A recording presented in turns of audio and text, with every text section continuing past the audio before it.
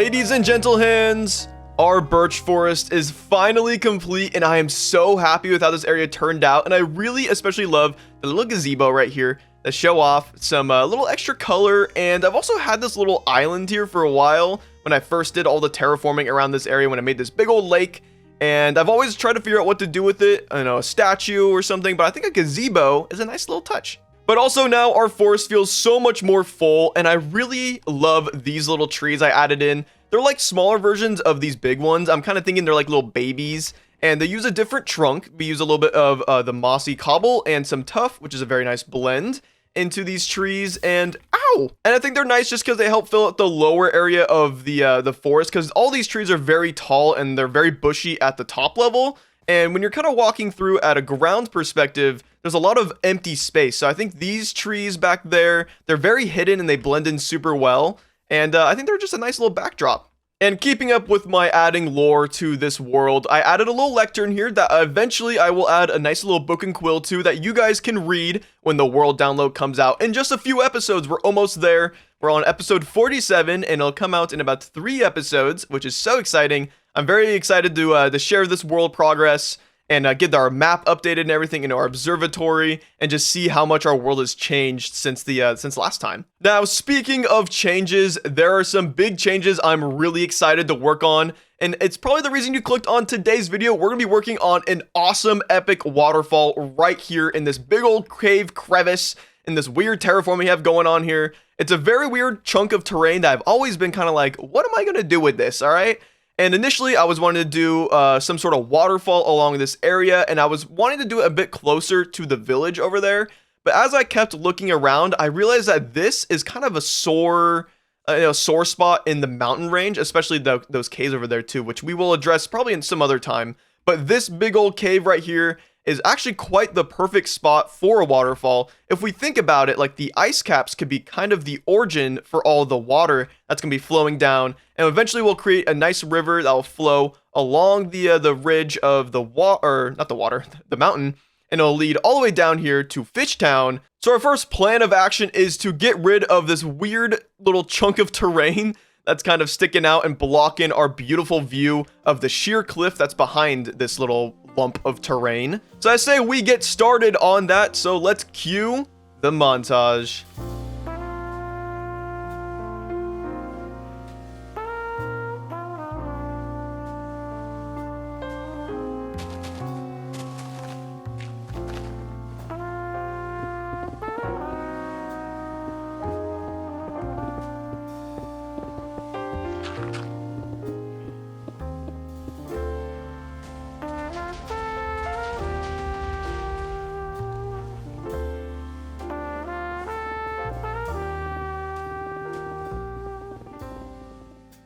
Okay, listen, I get it. It's freaking ugly right now, and we can't do much about it until we start adding some extra terrain to this area. Oh my goodness, I am so excited. You can already start seeing my vision here a little bit with the waterfall coming down this middle of the mountain here. So right now the terrain looks really shattered, and that's because I might have used a little bit of TNT trying to help clear this out, but unfortunately TNT's not very good against stone. It's very good against dirt, but not against stone. But you can already see the vision of the waterfall. We'll probably have the source of the waterfall right there in that little cave. I noticed that earlier when I was clearing it out. That could be a cool like origin of source, kind of just hidden away inside the mountain, so you don't really see how it interacts with the snow cap there, but it kind of just flows out that little cave, and we'll have a really cool cascade on the right side, and then we'll probably have it split on the left here and then come back and meet at the base of the river, the eventual river. We're not doing that today. But yeah, the shatteredness of this terrain needs to be fixed, and I think we'll be doing a bit more additive work, and we're going to be making some big old rocks all around this area. Now, I'm leaning a little bit more fantasy with this, just because I really had this vision in my head for a while for this waterfall, of doing some really big rocks and kind of having them stacked on top of each other on pretty much all of the sides here of it. And I'm thinking we can do some really cool texturing with those said rocks, kind of similar to how we did on the mountainsides over here, where we kind of have some lighter highlights towards some highlighted, like where the sun might be coming in. So we'll have the stones be very, they'll be layered on top of each other, and using those texturing and to kind of create depth to separate out the rocks from each other. Now, before we get started on adding in some terrain here, we have one major problem. I need to resource gather. For the most part, I'm going to be doing a lot of crafting, but there are a handful of blocks that I'm going to need for this build, so I think we shall just get started on resource gathering.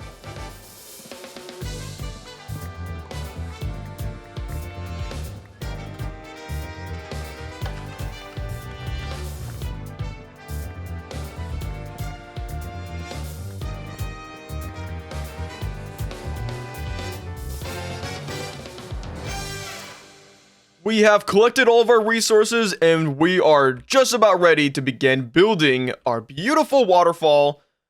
But first, let's go over our palette. Yes. So these are all the blocks we will be using in our terraforming, and this middle palette is our main gradient, a very wide gradient, but very typical for a grayscale build. We start out here with some deep slate and we get a little bit of the pale oak wood and transitioning into the acacia wood. These ones work super well together to get into the tough blocks, and then to get from tough into stone, oops, we're using a little bit of cracked stone brick, which I think works really well as a nice in-between, a little bit of a darker stone, you know? Then we begin working our way to be a little bit lighter using some andesite, and these two need to be swapped around, but we're using light gray wool and light gray concrete powder for our highlights. And then, of course, on the sides here, we have our mossy palette and we have our white palette, yes. So we'll be using these mossy colors here on the bottom sides of the rocks, probably closer to where the water, like where water vapor might kind of evaporate up and create a lot of moisture where all of our moss will be located at. So it'll be kind of on the underside, especially like right here, there's going to be a big rock and there's going to be a nice underside of all of this moss here. It'll be a very nice little highlight and contrast to the very stone and gray look we have going on here. Uh-oh, it's time to sleep. Oh, I hate this. I hate this. All right, we can't sleep yet, but let's go over this white palette then right here. Oh my gosh, I love this white palette so much. So a few episodes when we built this hillside village here, we discussed that diorite is technically pink, but it's also technically blue. There's a lot of colors inside of diorite here. Okay, it's getting a little too dark. We gotta sleep now. There we go. There we go. Okay, so you can see there's little hints right here in these colors of blue. Maybe not that one, but like there's some bluer colors in here alongside all the grays and the pinks that are in here. Diorite's a very messy block, but we make it work in this build because we use those blue hints inside diorite to transition into white concrete. Despite its name, it's actually not white, it's very blue. It leans to be a cooler temperature, so we can also work in some clay to work as a little bit of a highlight block for this little bit of a palette, and to transition into these stones and these brighter colors here to kind of, you know, bridge that gap between these very neutral colors and the clay here. And this little white palette here, and I guess technically the blue palette, will be kind of splattered on top of the stones a little bit to just give it a little bit of extra color and a little bit of extra texture to make them not feel so, you know, like flat and samey. And also it kind of blends in with the whole white, you know, ice cap thing. So maybe you could argue it's a little bit of snow or something. I think technically in the stones, these are like quartz. If you find like regular stone out in the world and rocks and whatever, whenever you see those little white spotches, it might be quartz or like some sort of calcite. I guess we could have used real calcite too alongside the diorite here. Maybe I'll throw some in over time. But that's pretty much our palette for this build. I'm very excited to get started on it. And then eventually, once we get all the stones in, we'll add in our beautiful glass waterfall and have it flow oh so fancily down this very steep cliff. I'm excited to get rid of all the ugly texturing and all the spottiness of it. And then we'll finally be done and have an awesome waterfall to see throughout our valley.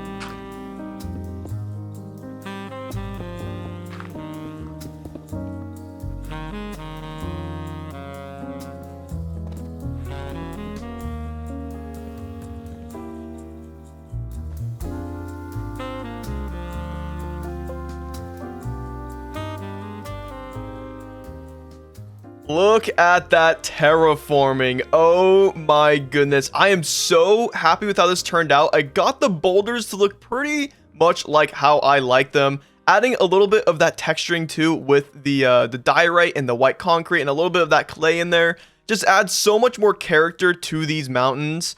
And I'm absolutely in love with how it looks, and the little, like, you know, the stones kind of leading lines into the middle here where the waterfall is gonna be so awesome. And I just absolutely love how this looks. And eventually, like, when we work on the river that's gonna kind of go along the ridge of this mountain here, we will work on adding some more of these boulders along the side just to kind of blend it out. And I think also when we work our way toward the hillside village over there, we will also do very similar big old boulders on the side of the mountain here. So this will feel a lot more natural as we work along the side of the mountain here. But I'm absolutely in love with how this turned out. I think distance helps a lot with the illusion for these, you know, the white little stains all over here. Because as you get closer, you start seeing a lot more of the texturing.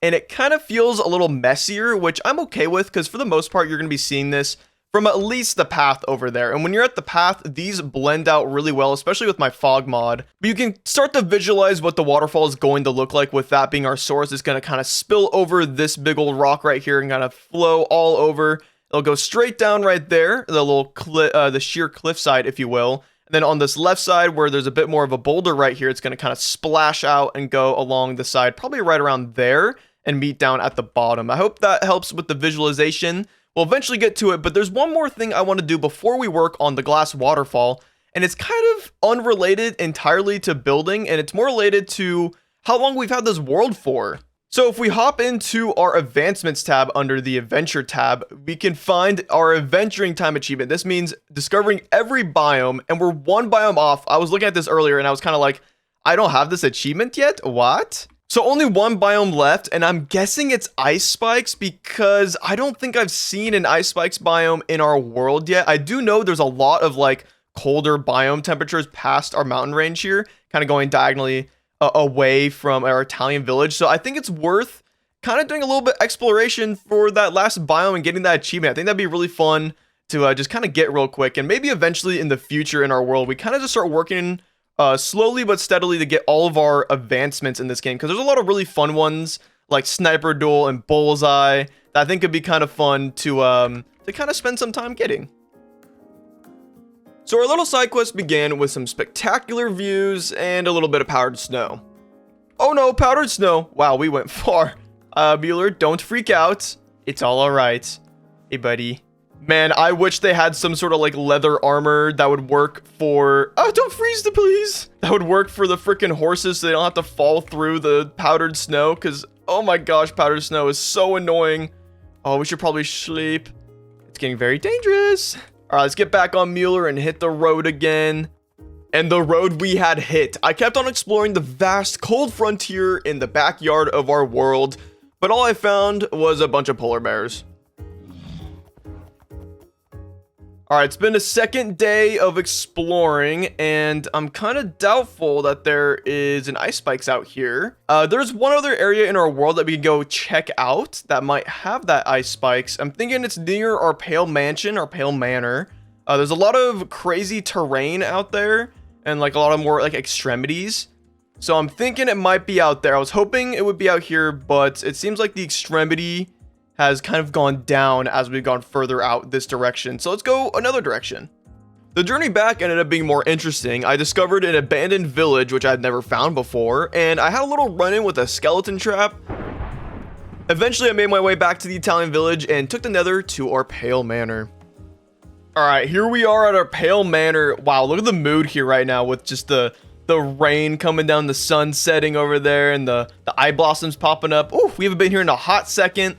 I love it. I love it so much. All right, but we're going to use our elytra. I know we tried not to do that, but we're here in some new terrain, and we're going to fly around for a second. I have a feeling this is looking... Actually, that's looking pretty cold over there. Let's go check that out.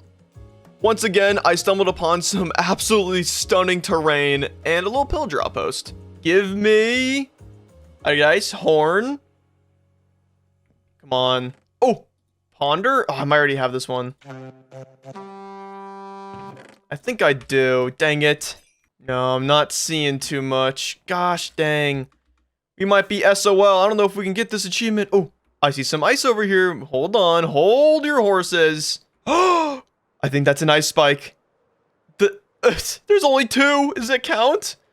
Please count. Oh my gosh, if this doesn't count, that would be so embarrassing. Give me my achievement. Oh, okay, there's more over there. I think we're fine. Please count. Oh, that worked. Oh, let's go. That took forever. I'm actually so lucky I found this right here. Whoa, that looks like some crazy terrain out there. This is just so glorious. Oh my goodness. Woo!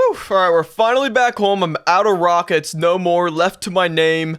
Might need to hit up our little creeper farm for a little bit between these clips here. But I think it's finally time to stop procrastinating and going on our little side quests and work on the waterfall. Let's get a little bit of an angle from all the way back here in the ranch real quick, just before we have the waterfall. Ooh! I just love how grandiose this build is going to be. It's so epic. And I'm just very excited to actually get a real waterfall. Well, I guess maybe not real, but a glass waterfall in our valley. So, of course, as always, sit back, relax, and enjoy the montage.